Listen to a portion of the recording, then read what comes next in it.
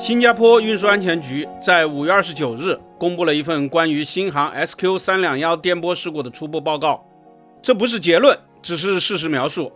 国外在民航事故调查时，调查机构一般会逐渐公布多份报告，以便回应民众的关切，保证过程透明，接受社会监督，值得学习。本次报告解决了此前许多的疑问，比如到底是在缅甸还是在泰国上空发生的颠簸。根据调查报告，颠簸发生在缅甸的南部，其中最严重的颠簸发生在早上的7点49分40秒，在 0.6 秒的时间内，重力加速度从 1.35G 下降到了负的 1.5G，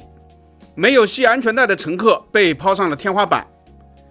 7点49分41秒，重力又从负的 1.5G 变成了正的 1.5G， 乘客被重重地甩在了地板上。由于颠簸，飞机在 4.6 秒内损失了178英尺的高度。许多媒体此前说几分钟内骤降了2000米，现在看来显然是极度夸大了。8点45分12秒，新航 SQ321 航班备降在了曼谷国际机场。这一时间与我们前面说的约40分钟后宣布紧急情况并开始备降基本吻合。飞机从巡航高度就算紧急下降，至少也需要15分钟，因此40分钟后发现撑不到回家，决定备降，在事件发生后56分钟落地。这个过程可以理解，并不算拖拖拉拉。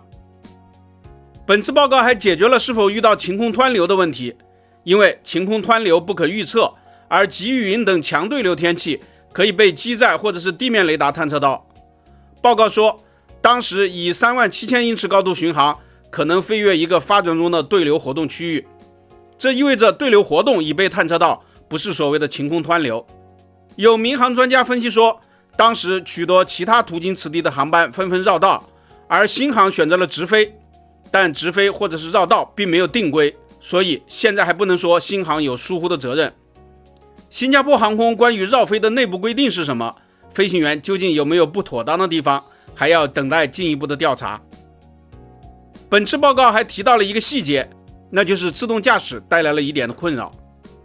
飞机在最初颠簸时，高度被抬升了300多英尺，但因为自动驾驶仪设置在37000英尺，所以电脑指挥飞机迅速下降，这导致了速度的快速升高。飞行员被迫使用了扰流板，在高空高速的时候，扰流板会带来震动，但为了避免飞机超速，这也是没有办法的事情。飞行员随后断开了自动驾驶仪，开始手工操作，以稳定飞机，这一点比较专业。根据这份报告，还可以看到另一个细节，那就是乘客和空乘本来有8秒钟的时间预警，遭遇强气流不是遇到地震，进入气流有一个过程，有时候会从轻度发展到重度。例如，此次调查表明，飞行员在7点49分32秒时喊道：“系好安全带提示已经打开。”但最初严重颠簸发生在7点49分40秒。这可能也是有些视频里乘客手机已经开始录像，而紧扶座椅的空乘却撞上了天花板的原因。总之，新航没有选择绕道是事件的主因，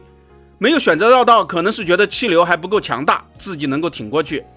而在8秒预警之后，仍然发生了如此惨痛的伤亡，只能说空乘和乘客大家都大意了。